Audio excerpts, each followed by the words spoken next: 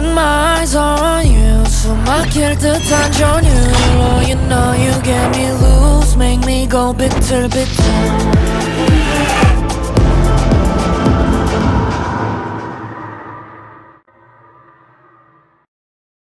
What if we tried to make Spotify logo using CNC simulation?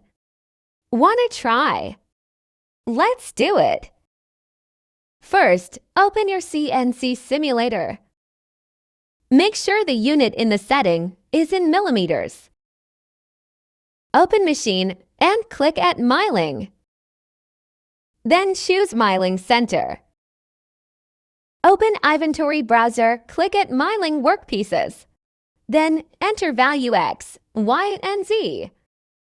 We use 5 sizes of tools for this activity.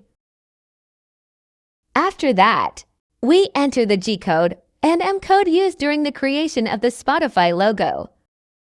Then click play to start the simulation.